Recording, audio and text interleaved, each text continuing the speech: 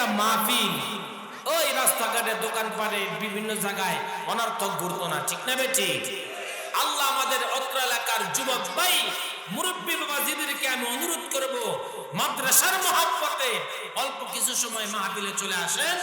আল্লাহ সার বসার তৌফিক দান করেন। সকলে আওয়াজ দিয়ে বলেন আমিন। আর মহব্বতে বলেন আমিন। হায়াত দান করেছেন কে? আবার মৃত্যু দিবেন কে? আল্লাহ এক জায়গায় বলেন আল্লাযী খালাকাল মাউতা ওয়াল হায়াতা লিয়াবলুয়াকুম আইয়ুকুম আহসানু আমালা। হায়াত দান করেছেন আল্লাহ, মৌত দিবেন আল্লাহ, কিন্তু আপনি কখনো কল্পনা করতে পারবেন না কখন আমার আপনার মৃত্যু হবে। ঢাকার গাবতলী থেকে বিশাল বড় একটা সুন্দর বাস নাগপুর রওনা করলো চট্টগ্রামের উদ্দেশ্যে। বন্ধুরা আড্ডা দিবে, বন্ধুরা আড্ডা দিবে। এর মধ্যে একমার পাড়ার দুই ভাই আল্লাহর কি কারিশমা, একটু তাকায় দেখেন। হায়াতের মালিক আল্লাহ, মৌতের মালিক আল্লাহ। বাস চলতে চলতে যখন দাউদকান্দি ব্রিজ পার হয়ে গেল, ড্রাইভার প্রাণ নিয়ন্ত্রণ হারাইয়া গাড়িতে একেবারে খাদের মধ্যে পড়ে গেল। খাদের মধ্যে পড়ার পর 5 থেকে 6 জন যুবকের ইন্তেকাল হয়ে গেল, মারা গেল। অনেকে কোন রকম বাচ্চা একেবারে বাসটা যখন পানির মধ্যে পড়েছে, ছাদের মাত্র 4 ইঞ্চি 6 ইঞ্চি দেখা যায় উপর। সবাই দৌড়াই গে বলতেছে এই বাসের ভিতরে আর কোনো যাত্রী নাই, যারা আছে সবাই মৃত্যুবরণ করছে, ভিতরে যদি এখন কারণ পাওয়া যায়। কিন্তু 2 ঘন্টা পর ডুবুরের আইসা বাসের নিচের থেকে 8 বছরের একটা যুবক সন্তান, 8 বছরের যুবক সন্তানকে জিন্দা অবস্থায় পাওয়া গেছে। কিন্তু তার ভাই যে একটা ছিল 25-30 বছরের ভাই, ওই ভাই মারা গেছে। 8 বছরের যুবকটা বাইচা রয়েছে। 2 ঘন্টা পরে ডাক দেয়া কয়, ডুবুরির আশ্চর্য ঘটনা, এমন ঘটনা তো জীবনে কোনোদিন দেখি নাই। ওই এলাকার বড় আলেম ডাক দিয়ে কয়, দেখেন নাই, আল্লাহ দেখাই দিছে হায়াতের মালিক একমাত্র আমার। আর মুহাম্মদে বলেন হায়াতের মালিক আল্লাহ,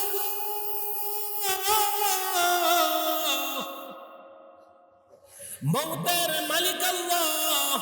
হায়াতের মালিক আল্লাহ, মৌতের মালিক আল্লাহ। ভাইরা আমার, কষ্ট হয়, মুহাব্বতে একটু খেয়াল করেন। আল্লাহ বলেন কুল্লু নাফসিন যায়িকাতুল মাউত, মৃত্যু অবশ্যই তোমার কাছে আসবে বান্দা, সন্দেহ নাই। তোমার আগে কত মানুষ চলে গেছে গো, তুমি একদিন কবরের মধ্যে যাইবা, চিন্তা করো কি নিয়ে কবরে যাইবা। আল্লাহ বলেন মরণ থেকে কেউ বাঁচতে পারে নাই, পারবে না। দুনিয়ার সবাই মরবে, কেউ কিন্তু বেঁচে থাকতে পারবে না। আল্লাহ বলেন মৃত্যুর পর বান্দা যে কবরটার মধ্যে তুমি যাইবা, এই কবরটার জন্য তুমি কে করলা, কবরটার জন্য যাতে তুমি করে আসতে পারো, এজন্য হায়াত নামক একটা সম্পদ আমি আল্লাহ তোমাকে দান করলাম। এই হায়াতটা তুমি ইচ্ছা করলে গুনাহ দিয়া করতে পারো, এই হায়াতটা তুমি ইচ্ছা করলে নেক দিয়ে তুমি বলতে পারো, এই হায়াতটা তুমি ইচ্ছা করলে তুমি জাহান্নামী বানাইতে পারো, এই হায়াতটা তুমি ইচ্ছা করলে তুমি জান্নাতি বানাইতে পারো। আমার আল্লাহ বলে বান্দা স্বাধীনতা তোমাকে দিয়ে দিলাম রে, এই স্বাধীনতাটা তুমি ইচ্ছা করলে ভালো কাজ করতে পারো, খারাপ কাজ করতে পারো। তুমি যদি নামাজ না পড়ো কেউ তোমাকে মারবে না, তুমি যদি ওয়াজ মাহফিলের মধ্যে না আসো কেউ তোমাকে গালি দিবে না, তুমি যদি মাহফিলের মধ্যে আসো তোমার কপাল ভালো, নামাজওয়ালা বান্দা হয়ে গেলে কপাল ভালো। আল্লাহ ডাক দিয়া কয় দুনিয়ার মধ্যে বেহেশতের বাগানের মধ্যে আসিয়া যারা বেহেশতের বাগান থেকে কিছু খোরাক নিয়ে কিছু আমল নিয়ে বাড়ির মধ্যে যে আমল করে, আল্লাহ বলে ওই বান্দাটা মরবে, মরার সাথে সাথে আমি আল্লাহ ওই বান্দার কবরের মধ্যে বেহেশতের বিছানা বিছাই দিব।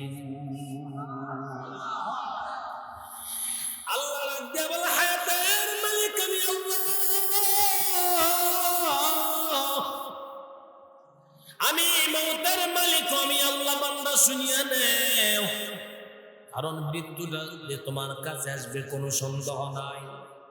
তুমি দুনিয়ার সব কিছু সন্দেহ করতে পারবা, মৃত্যু তুমি সন্দেহ করতে পারবা না। তবে তোমার বান্দা মৃত্যুটা কেমন হবে জানো?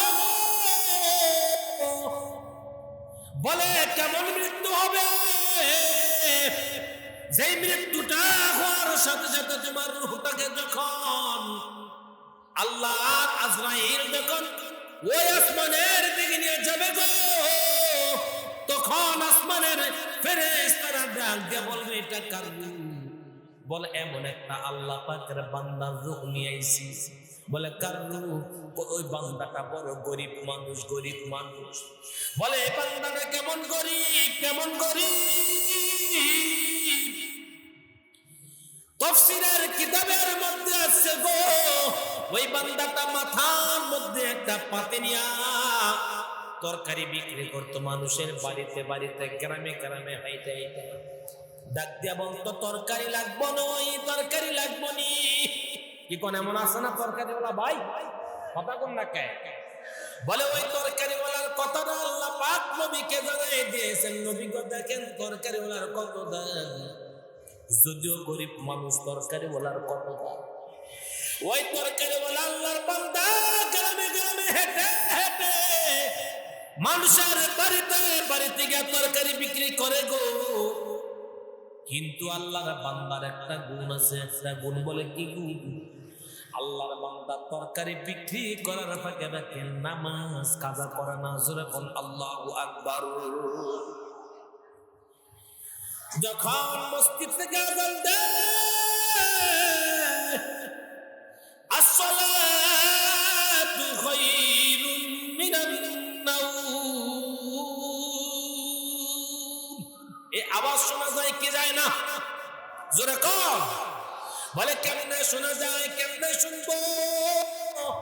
রাতের 2টা 2:30 পর্যন্ত ফেসবুক দেখে আমার যুবক ভাই, ঠিক না বেঠিক?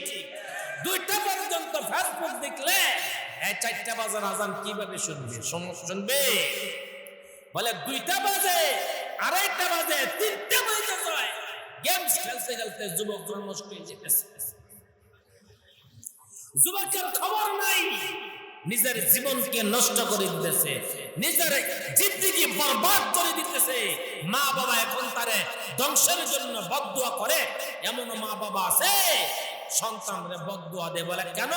লেখা নাই, পড়া নাই, খানা নাই, দানা নাই, সব সময় খালি ফেসবুক, সব সময় অসভ্য বন্ধুদের সঙ্গে চলাফেরা। যারা মদ খায়, গাঁজা খায়, যারা ইয়াবা সেবন করে, তাদের সঙ্গে চলাফেরা করার কারণে আজকে মা বাবা, সন্তান ছিল কলিজার টুকরা, ওই মা বাবাই সন্তানের জন্য বদদুয়া করে। যেরকম ঠিক না বেঠিক? যুবক তোর কপাল বড় খারাপ যদি মার দোয়া বদদুয়া নেস, বাবার বদদুয়া নেস। মা বাবা কিন্তু সন্তানকে এমনিই বদদুয়া দেয় না। কপাল ভালো হয়ে যাবে, তওবা করো। আল্লাহ আমার যুবক ভাইদেরকে হেদায়েত দান করুন, বলেন আমিন। আর মহব্বতে বলেন আমিন। তরকারিওয়ালা বিক্রি, উনি নামাজ ছাড়ে, সবসময় কাঁধের মধ্যে একটা গামছা থাকে, সবসময় ওযু থাকতো। যখনই আজান হইতো, এই মসজিদ কাছে থাকলে মসজিদের মধ্যে যে নামাজ পড়তো, আর যদি মসজিদ অনেক দূরে থাকতো, জমিনের মধ্যে নিজের গামছাকে যায় নামাজের পাঁচি বানাইয়া উনি নামাজ পড়তেন। মাঝে মধ্যে গভীর রাত্রিতে উঠে আল্লাহর কাছে দোয়া করত, আল্লাহ আমি জানি একদিন আমার মরণ হবে গো আল্লাহ, আমি জানি একদিন আমার মরণ হবে গো।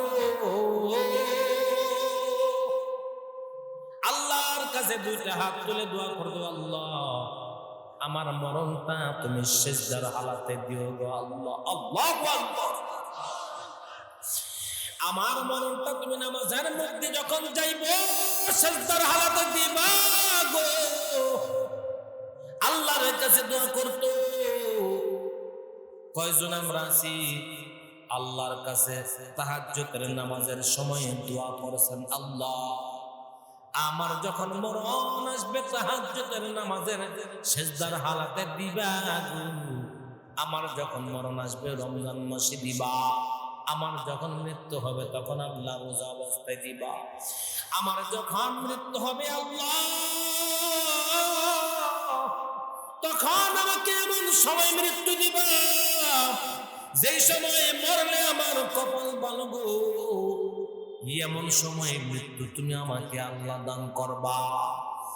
সরকারে দো আলম নবী কয় তরকারি বিক্রেতা মুরব্বী একদিন মাথার মধ্যে করিয়া তরকারি নিয়ে রাস্তা দিয়ে যায়, এমন সময় আজরাইল আলাইহিস সালাতু ওয়াস সালাম ওনার সামনে হাজির হয়ে যায়।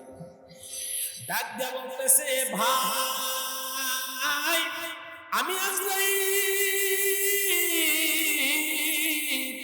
আসছি আপনার জানটা কব্জ করার জন্য, আপনি তৈয়ার হয়ে যান, আপনি তৈয়ার হয়ে যান। আজরাইল ডাক দিয়ে বলতেছে, ভাই আপনাকে নেওয়ার জন্য আসছি। আজরাইল আলাইহিস সালাতু ওয়াস সালামের কথাটা শুনিয়া ওই বান্দাটা ডাক দিয়ে বলতেছে, আজরাইল ভাই একটা অনুরোধ, একটু সময় দিবানি আল্লাহর কাছে, আমার আল্লাহর কাছ থেকে একটু তুমি সময় চাও, আমি মেহেরবানি করিয়া 2 রাকাত নামাজ পড়ব, নামাজ পড়ার পরে আজরাইল তুমি আমার জানটা কবজ করে নিবা, আল্লাহর কাছে একটু দোয়া করবা, আল্লাহর কাছে বলবা তোমার বান্দারে আরজি, আল্লাহর কাছে আজরাইল আলাইহিস সালাম ডাক দিয়ে বলে, মালিক তোমার বান্দা চাইতেছে এই কথাটা, আমার আল্লাহ আজরাইল দেরি করিস না, আমার বান্দা সব সময় আমি আল্লাহর কাছে দোয়া করছে, আমার বান্দার দোয়া আমি আল্লাহ কবুল করে নিছি গো, আমার বান্দার দোয়া আমি আল্লাহ কবুল করছি, আমার বান্দায় যখন সিজদারত অবস্থায় যাবে রে, ঠিক সিজদারত অবস্থায় যাওয়ার পর আমার বান্দার রূহটাকে কবজ করবে, কোন সুবহানাল্লাহ। প্রধান বক্তা আছে মারহাবা কোন, খুশি না বেজা, আর মোহাব্বতে কোন খুশি না বেজা, জোরে কোন আল্লাহু আকবার। ওই আল্লাহর বান্দা তরকারিওয়ালা যখন সিজদার মধ্যে গেছে, এমন সময় আজরাইল তার রূহটাকে নিয়ে যায়, আর রূহটা নেওয়া যাওয়ার পরে প্রথম আসমানের মধ্যে যাওয়ার পর আসমানের সব ফেরেশতা ডাক দেয়া কয়, কারণ এটা কয় সাধারণ একটা গরিব মানুষের রূহ, কয় না না এটা গরিব মানুষের রূহ হতে পারে না, বলে কেন, কে এর রূহ থেকে সরাসরি মেশক আম্বরের জান্নাতের সুঘ্রাণ আমরা পাইতেছি। এ ভাই হায়াতের জিন্দেগিটা সুন্দর মতো সাজাইবা, সাজানোর পর আমরা যাব প্রথম কবরের মধ্যে, এই কথাই আল্লাহ বলেন, আল্লাহকুমুত তাকাতুর হাত্তা যুরতুমুল মাকার। কিছু কিছু মানুষ এমন আছে যারা দুনিয়ার মায়া মহব্বত করিয়া, দুনিয়ার লোভ লালসায় পড়িয়া কবরের কথা বলে যায়। আল্লাহ বলেন, হাত্তা যুরতুমুল মাকাবির, তোমাকে সব ছেড়ে কিন্তু কবরের মধ্যে তোমাকে যেতে হবে বান্দা, কিন্তু কবরে কেমনে যাইবা চিন্তা করছনি, এই চিন্তা কইরা যারা কবরের মধ্যে যাইবা, আমার নবী কয় আল কবরু রাউযাতুম মির রিয়াজিল জান্নাহ, কবরের মধ্যে কি নিয়ে যাব এই চিন্তা ফিকির করে যারা তারা হায়াতের জিন্দেগিটা সাজাইয়া কবরের মধ্যে যায়, নবী কয় তাদের কবরকে আল কবরু রাউযাতুম মির রিয়াজিল জান্নাহ, আমার নবী কয় তাদের কবরকে আমার আল্লাহ জান্নাতের বাগান বানাই দিবি। পয়গম্বর ঈসা আলাইহিস সালাতু ওয়াস সালাম রাস্তা দিয়ে যায়, ঈসা নবীর নাম শুনছেন নি? কেউ ঘুমায় গেছেন নি? ঈসা নবীর নাম শুনছেন না? দেখছেন ঈসা নবীরে? কথা কন না কে? গত পরশুদিন কুমিল্লা মুরাদনগর আমার এক মাহফিলে ছিল। আমি বললাম মুসা নবীর নাম শুনছেন? সবাই কয় শুনছি। দেখছেন নি? সবাই কয় না দেখি না। একটা কহ দেখছি। বলে মুসা নবীরে দেখছি। কই দেখছ? উত্তর পাড়ার অটো চালায় মুসায়। আরে মগা কামটা করলে কি চিন্তা করছেন? কথাটা কইছি। পয়গম্বর ঈসা আলাইহিস সালাতু ওয়াস সালাম উনি কি সাধারণ মানুষ না নবী ছিল? জোরে কান, আর জোরে কান। নবী ছিলেন। উনি এখনো জীবিত আছেন। পৃথিবীর মধ্যে না, ওনাকে আল্লাহ আসমানে নিয়ে নিছেন। উনি আসমানে আছেন, আবার আসবেন। মৃত্যুরা যে আসবে আমাদের কাছে, কিন্তু মৃত্যুটা কেমন ভয়ঙ্কর, মৃত্যুর পরে কোথায় যাব আমরা, এটার দ্বারা বোঝা যায়। কয়েকজন ওনার সামনে আইসা, খ্রিস্টান আর ইহুদি খ্রিস্টানরা আইসা বলতেছেন, ও পয়গম্বর মুসা, ঈসা, এই যে একটা কবরস্থান, এই কবরের মানুষ যদি আপনি জিন্দা করতে পারেন, তাহলে বুঝবো যে আপনি আল্লাহর সত্যিকার নবী। আমরা সবাই কালমা পড়ে মুসলমান হব। সুবহানাল্লাহ। ঈসা আলাইহিস সালাম বলেন, ক্ষমতা তো আমার নাই, ক্ষমতা আল্লাহ। আল্লাহ যদি আমাকে ক্ষমতা দেন, আমি অবশ্যই পারবো। বলে, দেখাও তোমার আল্লাহর ক্ষমতা, দেখাও তোমার ক্ষমতা দেখাও। তখন আল্লাহর কাছে উনি সাহায্য চাইছেন, আল্লাহ ওনাকে সাহায্য করছেন, ক্ষমতা দিয়েছেন। উনি কবরের সামনে গিয়া বলছেন, কুম বিইজনিল্লাহ, কুম বিইজনিল্লাহ। একেবারে একটা পুরাতন খবর। এটা বলার সাথে সাথে একজন যুবক, সুদর্শন যুবক, পয়গম্বর ঈসা আলাইহিস সালামকে একটা নয় দুইটা সালাম দিলেন। সুবহানাল্লাহ। আরো জোরে করেন। দুইটা সালাম দিছে। পয়গম্বর ঈসা আলাইহিস সালাম ডাক দিয়া কয়, এ যুবক, দুইটা সালাম দিলে কারণটা কি? একটা সালাম হয়তো দিতে হয়। দুইটা সালাম কেন দিলা? দুইটা সালাম দেওয়ার কারণটা কি আমি বুঝলাম না। আর এই কবরের মধ্যে তুমি কত বছর হয়ে যায় কবরের মধ্যে আসো? ওই আল্লাহর বান্দা ডাক দিয়া কয়, পয়গম্বর ঈসা শুনেন, এই কবরের মধ্যে আমি 1 বছর নয়, এই কবরের মধ্যে আমি 2 বছর নয়, 100 বছর, 200 বছর নয়, এই কবরের মধ্যে আমি আছি আজকে 4500 বছর। তাহলে দুইটা সালাম দিলে কেন? কারণটা কি ব্যাপার? ও পয়গম্বর শুনেন, 1 নাম্বার সালাম দিছে আমার পক্ষ থেকে, আরেকটা সালাম দিছে আমার বাবার পক্ষ থেকে। আমার বাবাকে আপনি চিনেননি? পয়গম্বর ঈসা বলে, না না, তোমার বাবাকে তো আমি চিনি না, তোমার নাম কি? পয়গম্বর ঈসা আলাইহিস সালাতু ওয়াস সালাম বলে, তোমার নাম কি? বলে, আমার নাম হলো শাম। কোন কোন মুফাসসির বলেন শাম ছিল নবী, কেউ বলে নবী ছিলেন না। ও পয়গম্বর ঈসা, আমি হইলাম নূহ আলাইহিস সালাতু ওয়াস সালামের সন্তান। আমার বাবা একদিন বলছিল যে তোমার আমার বন্ধু, আমার দোস্ত, আমার ভাই পয়গম্বর ঈসার সঙ্গে তোমার মুলাকাত হয়ে যাবে।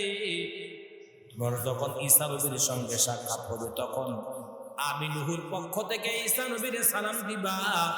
ওই সময় ঈসা আলাইহিস সালাতু ওয়াস সালাম সালামের জবাব দেয়, আলহামদুলিল্লাহ, আমার বন্ধু, আমার ভাই পয়গম্বর নূহ হাজার হাজার বছর আগে কবরের মধ্যে চলে গেছে। আল্লাহ পাক নূহ পয়গম্বরের সন্তানের দ্বারা আমার কাছে সালাম পৌঁছাইছে। পয়গম্বর ঈসা নবী কয়, তুমি কবরের মধ্যে কেমন আছো? 4500 বছর হয়ে যায়, কেমন আছো?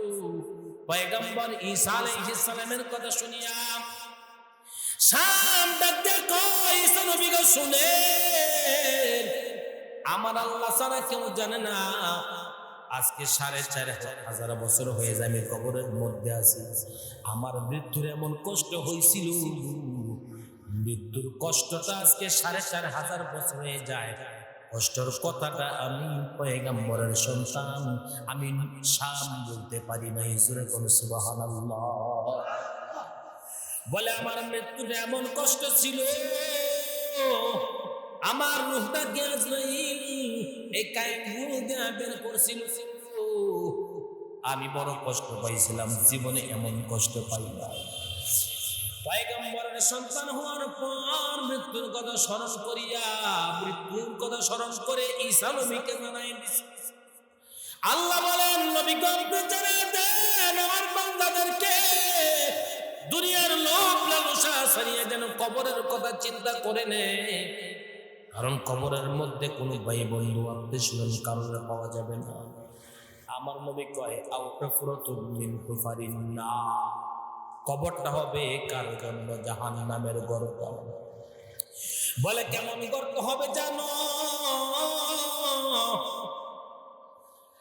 দারুল উলুম দেওবন্দ মাদ্রাসার শাইখুল হাদিস আনোয়ার শাহ কাশ্মীরি রাহমাতুল্লাহি আলাইহি রাস্তা দিয়ে যায়, সামনে দেখি বিশাল বড় কবর। উনি কবরের সামনে দাঁড়ায় গেল। কবরের সামনে দাঁড়াইয়া আল্লাহর কাছে দোয়া করে, আল্লাহ কবরের মধ্যে যারা আছে মাফ করে দাও। আল্লাহ পাক ওর অন্তরের চক্ষু দুইটা খুলে দিল। আউলিয়ারা কারে উতবা ইখতিয়ার, জাহেলারা কারে দুনিয়া ইখতিয়ার, মাইলে মোমেন সুয়ে মোমেন নিশাওয়াত, মাইলে কাফের সুয়ে কাফের নিশাওয়া। আনোয়ার শাহ কাশ্মীরি তাকায় দেখে সবার কবরের মধ্যে আযাব। আল্লাহর বান্দা আল্লাহর কয়, আল্লাহ গো কবরের মধ্যে আযাব, ইলহামের আওয়াজ যা বলতেছেন, দোয়া বন্ধ করে দাও, চলে যাও। কবরের মধ্যে আযাব বন্ধ হবে না। কয়েকদিন পর আবার আনোয়ার শাহ কাশ্মীরি রাস্তা দিয়ে যায়, আবার এই কবরটা সামনে পড়ে যায়। আল্লাহর কাছে দোয়া করে, হে মালিক, আল্লাহ এই কবরের মধ্যে গত সপ্তাহে আযাব দেখছিলাম, আল্লাহ আজকে তুমি আমাকে একটু ক্ষমতা দাও, কবর আযাবটা আমি একটু দেখার ক্ষমতা দাও। আল্লাহ আনোয়ার শাহ কাশ্মীরির অন্তরের চক্র খুলে দিছে। আনোয়ার শাহ কাশ্মীরি তাকে দেখে গত সপ্তাহে সকলের কবরের মধ্যে ছিল আযাব, আজকে আযাব নাই, আযাব নাই।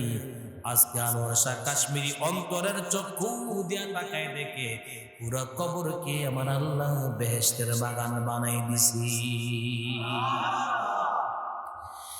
আনোয়ার শাহ কাশ্মীরি ডাক দেখো,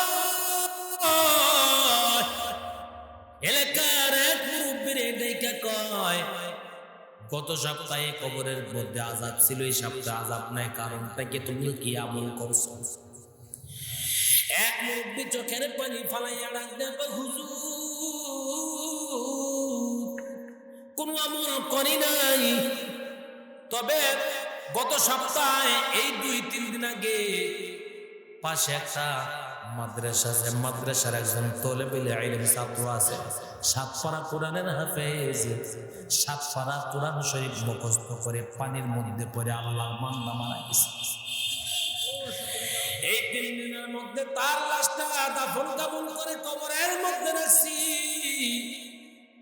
আনোয়ার শাহ কাশ্মীরি রাহমাতুল্লাহি আলাইহি কয়, তোমাদের কপাল কত ভালো, তোমরা কত দামি আল্লাহর বান্দা, যে কবরের মধ্যে একজন 7 পারা কোরআনের হাফেজকে নামাইছ, ওই তার বরকতে আমার আল্লাহ পুরো কবরটাকে জান্নাতের বাগান বানাই দিছে। এ ভাই, কোন আলেম যদি কবরের পাশ দিয়ে যায়, নবী কয় ওই কবরকে আমার আল্লাহ ওই কবরের মুদ্দারদের কমপক্ষে 40 দিন পর্যন্ত কবরের আযাব মাফ করে দেয়। এই মাহফিলের মধ্যে আছেন, এই যে মাদ্রাসা নবীর ঘর, এই মাদ্রাসা এটা কিয়ামত পর্যন্ত থাকবে ইনশাআল্লাহ। মাদ্রাসা কেউ বন্ধ করতে পারবে না, বন্ধ করতে পারবে না। নবী কয় ওয়াল মাদ্রাসা তু বাইতি, নবীর ঘর মাদ্রাসা, কিয়ামত পর্যন্ত থাকবে। আমি আপনাদেরকে অনুরোধ করবো, মাদ্রাসা নিয়ে কোনো দুশ্মনী করবেন না। মাহফিল চলতেছে, রাত্র প্রায় 10টার উপরে বাইজে গেছে। এখানে অনেক মানুষ আমি জানি চাকরি করেন, যুবক ভাই মা বাবাকে ফালাই আসছেন, চাকরি করতেছেন। আপনার মাকে কবরে নামাই রাখছেন, বাবাকে রাইখা আছেন, মাকে দেখতে পারবেন না, বাবাকে আর জীবনে কোনোদিন দেখবেন না। যেই মাদ্রাসার ছাত্রকে কবরের মধ্যে রাখলে আল্লাহ কবরের আযাব বন্ধ করে দেয়, জালেম কবরের পাশ দিয়া যাইলে কবরের আযাব মাফ হয়ে যায়, এমন আলেমের ফ্যাক্টরি হলো ওয়াল মাদ্রাসাতু বাইতুন নবীর ঘর মাদ্রাসা। এই মাদ্রাসা কায়েম দায়েম রেখে আমরা চাই কি চাই না? কাসিমুল উলুম ইসলামিয়া মাদ্রাসা আপনারা নিজের চোখে দেখছেন, 15 জন ছাত্র ছাত্রী এই মাদ্রাসার কোরআনের সবক নিছে। মোতামিম সাহেব বলছে যে এই মাদ্রাসায় 9 জন পোলাপান ফ্রি কায়া। মারহাবা কর, আলহামদুলিল্লাহ কইতেন না? আরো দুটো কর আলহামদুলিল্লাহ। একটা লোক উঠবেন না, যদি উঠে যান মনে করবো যে মাদ্রাসার প্রতি মহব্বত নাই। যদি উঠেন টাকা মনে চাইলে দিবেন, না চাইলে না দিবেন। যদি উঠে যান, কারণ মাদ্রাসার মাহফিল এবং প্রধান বক্তা আছে, যদি উঠে যান তাহলে মনে করবো যে মাদ্রাসার প্রতি মহব্বত নেই। টাকা দিল কিন্তু মাদ্রাসা চলবে, না দিলেও মাদ্রাসা কি চলবে। গত পরশু সোনারগাঁয়ের এক মাহফিলে আমি চাইছিলাম 1 লাখ।